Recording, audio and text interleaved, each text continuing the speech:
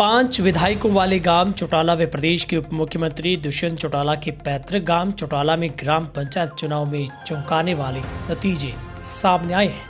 राजनीति की नर्सरी कहे जाने वाले और राजस्थान सीमा से सटे प्रदेश के आखिरी गांव चौटाला में कांग्रेस पार्टी से ताल्लुकात रखने वाले सुभाष बिश्नोई उर्फ बबलू ने सरपंच पद का चुनाव जीता है। उनका मुकाबला एनएलओ से संबंध रखने वाले प्रेमचंद गुरिया से था। जेजीपी से संबंध रखने वाले शमशेर सहारण तीसरे स्थान पर रहे। सुभाष उर्फ बबलू को चौटाला गांव के हिटलर परिवार का समर्थन हासिल था। हिटलर परिवार कांग्रेस से ताल्लुक रखता है। बबलू के साथ कुंवरवीर व युवराज सिहाग ने भी गांव में निकाली गई विजय यात्रा के तहत ग्रामीणों का आभार व्यक्त किया। अपनी जीत पर बोलते हुए सुभाष चंद्र उर्फ बबलू बिश्नोई ने कहा कि पूरे गांव ने जात पात से ऊपर उठकर उन्हें आशीर्वाद दिया है। गांव की समस्याओं का ग्रामीणों के सहयोग से हल करने का प्रयास किया जाएगा। दुष्यंत की सरकार में हिस्सेदारी के बावजूद भी गांव में कोई भी उनकी तरफ से काम नहीं करवाएंगे। यहां तक कि लोग अब नशे से खासे परेशान है। चूंकि नशे से ग्रस्त पीढ़ी लगातार हो रही है युवाओं की, और इसका खामियाजा परिवारों को भुगतना पड़ रहा है। चौटाला गांव में सरपंच चुनाव के नतीजे आने के साथ ही कांग्रेस के नेताओं की गुटबाजी भी भरकर सामने आ गई है। चौधरी संजय हिटलर के मुताबिक डवाली से कांग्रेस विधायक अमित सिहाग के पिता डॉक्टर केवी सिंह ने सरपंच का चुनाव जीतने वाले सुभाष की मदद नहीं की है। पूरे चौटाला गांव को पता है कि डॉक्टर केवी सिंह और उनके भाई और भतीजे ने सुभाष को वोट न डालकर विपक्षी उम्मीदवार को वोट डलवाए हैं। वहीं पर नवनिर्वाचित सरपंच सुभाष ने कहा है कि गांव वासियों ने जात पात से ऊपर उठकर एक अच्छे उम्मीदवार को गांव चौटाला का सरपंच बनाने का काम किया है। गांव चौटाला के मतदाताओं ने पैसे को नकारते हुए सुभाष बिश्नोई को सरपंच चुना। जात पात का जहर फैलाने वाले और गलत प्रचार करने वाले सभी लोग फैल हुए हैं। उन्होंने कहा कि ग्रामीणों से वायदा किया था कि सरपंच बनते ही सबसे पहले गांव में जो काम होगा वो गांव से शराब ठेके को बाहर शिफ्ट करने का प्रस्ताव पास किया जाएगा। वहीं पर संजय हिटलर ने भी मीडिया से बातचीत में बताया कि ये गांव की एक सबसे बड़ी जीत हुई है। इससे पहले भी अक्सर उनके समर्थित जो पंचायतें बनती रही है, लेकिन सरकार में हिस्सेदारी होने के चलते इस बार सरकार की सबसे बड़ी किरकिरी हुई है। चूँकि हिस्सेदारी के बावजूद भी गांव में काम नहीं हो पाए, और अब जो लोगों ने एक ऐसे चेहरे का चुनाव किया जो 36 बिरादरी को साथ लेकर गांव के चहुमुखी विकास को आगे बढ़ाएगा। आपको बता दें कि जेजेपी और आईएनएलडी के तमाम शीर्ष नेताओं की ओर से इस बार सरपंच पद के उम्मीदवार के जीत और उनके समर्थन को लेकर प्रचार किया गया था, लेकिन इन नेताओं का प्रचार कोई काम नहीं आया। चूँकि संजय हिटलर की ओर से लगातार उनके समर्थित जो सरपंच पद के उम्मीदवार थे सुभाष उर्फ बबलू को जिस तरीके से उन्होंने गांव के अंदर उनको एक भारी समर्थन मिला, उसके चलते तमाम नेताओं को इस बार खाली हाथ वापस लौटना पड़ा। ब्यूरो रिपोर्ट, तेज हरियाणा। थोड़ी तो पिछली बार भी हमारा ही सरपंच बना था, पर उस टाइम इनकी सरकार नहीं थी। इस बार ये भी सरकार में रहते हुए हार गई। ये तो चौथी 4 इलेक्शन हुए, 4 में एक बार ही एनएलओ जीती है, 3 बार तो कांग्रेस के यहाँ समर्थित इंडिपेंडेंट सरपंच जीते हुए गांव में। पहले कृष्ण बिश्नोई थे, फिर बाद में हनुमान आत्माराम छिंपाए, फिर हमारे में वो एससी सीट थी लेडीज़, उनका नाम मेरे को भूल गया, वो हमारे निर्मला देवी, और इस बार ये सुभाष आए हैं। तो ये तो इस बार तो इनकी सरकार थी, गांव में काम कराते थे, लोग इनको वोट दे देते। 5 साल में इन्होंने 3 साल चले गए सरकार के, इन्होंने गांव में कुछ काम किया नहीं, ना कोई सुध बुध ली, तो लोग भी इनसे नाराज थे। ये बाकी लोगों की आत्मा की बात है। हमारा तो कोई दबाव नहीं था, हमने तो भाईचारे से वोट मांगे, और सभी को यही बोला था भी कुछ काम करवाना है तो सच्चे सुच्चे आदमी को चुन लो जो आपके साथ खड़ा रहे।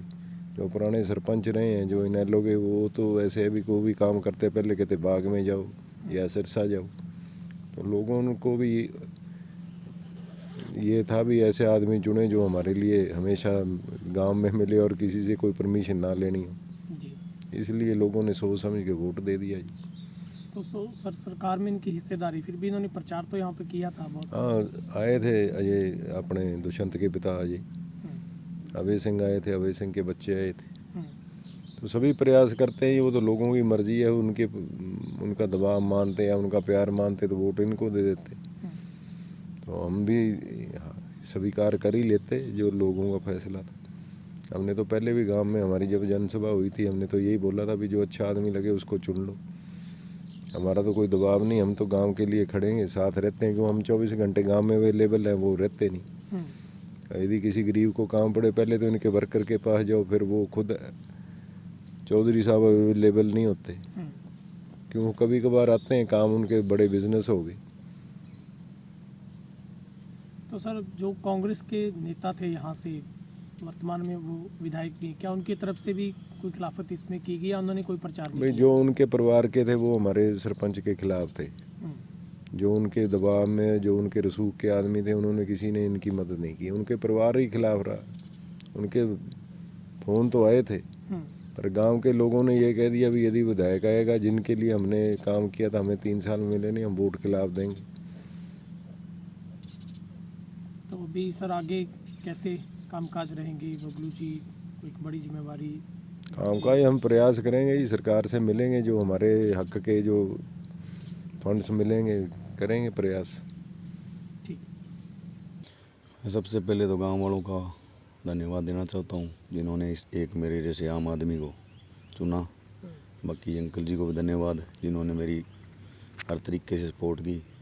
और बाकी जो कुछ भी बन पड़ेगा हमसे जो काम है जो गांव के वही करवाने के लिए उन्होंने बनाया है आम आदमी को, जिसके पास हम आधी रात को भी जा सके।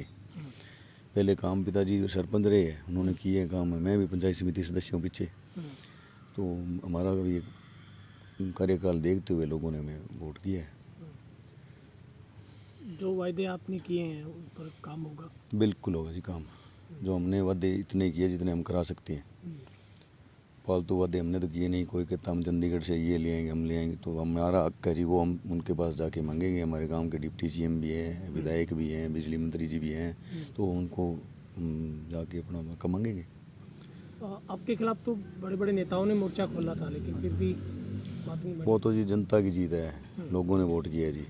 वो तो वो जाने भी उनका कहना क्यों नहीं माने, उनको सोच विचार करना चाहिए भी कहाँ कमी है उनमें। फिर जब ये तो अभी आए जी नेता लोग, पहले तो कोई शुद्ध बुद्ध लेते नहीं, तो आगे मैं तो देखता हूँ भी वो शुद्ध बुद्ध ले काम की। और जो भी काम यहाँ जैसे मेन तो जी यहाँ नशा फैल रहा है बहुत ज़्यादा। यहाँ वो नारकोटिक्स डिपार्टमेंट की चौकी भी खोली गई, तो उनके कर्मचारी भी खुद उन्होंने सेटिंग कर ली, यहाँ महीना मंथली बांध ली, और वो पैसे ले रहा कि वो तो सारा सिस्टम उसके बाद तो ज़्यादा बिगड़ गया यहाँ। तो यहाँ जब इतनी मौतें धीरे धीरे लोगों के बच्चे मौत के कगार पर है जी, तो इसकी तरफ तो कोई ध्यान ही नहीं दे रहा। जबकि गांव की सरकार है, दुष्यंत चौटाला अपने गांव के है, भाई है हमारे, तो उनको इस तरफ ध्यान देना चाहिए जी। और बाकी तो काम तो गांव में ये इन्होंने कह रखा है भी ये सीवरेज जैसे वैसे जी, अभी तक काम तो कोई शुरू हुआ नहीं। तो आपकी क्या प्राथमिकता रहने वाली है, क्योंकि नशे के खिलाफ? हाँ बिल्कुल प्राथमिकता, पहले तो हम जाके इनके खिलाफ इसके लिए हम एक कमेटियाँ बनाएंगे, गांव सभा बुलाएंगे, उसमें सारे कोई भी पार्टी नहीं है, सभी समझदार लोगों को उनको बुला के और उसके लिए हम पूरा प्रयास करेंगे। जो नशा बेच रहा है पहले तो उनको रिक्वेस्ट करेंगे या तो वो धंधा छोड़ दे या हमारा गांव छोड़ दे, तो फिर सामूहिक प्रयास करेंगे जी। ये सारा मेरे अकेले का बस का तो है नहीं, मैं कोई इतना बड़ा हूँ नहीं, तो इसके लिए तो सभी से सहयोग मांगेंगे। आपने शराब ठेके को लेकर भी? हाँ शराब ठेका तो बाहर करवाएंगे जी, गांव के अंदर जगह जगह ब्रांचें खुल रही है जी, वो तो हम पहला प्रस्ताव लाएंगे जी भी शराब ठेके तो कम से कम हमारे गांव से बाहर हो जाए। कोई शराब पिए तो बाहर पिए, अब तो गली गली में जगह जगह हो रहा है जी, 20 जगह शराब बिक रही है गाँव में, कहाँ वैध बिकती है कहीं अवैध भी है, कोई रोक टोक नहीं है। तो आप पहले प्रस्ताव में उसको बाहर करेंगे? बिल्कुल जी करेंगे। नहीं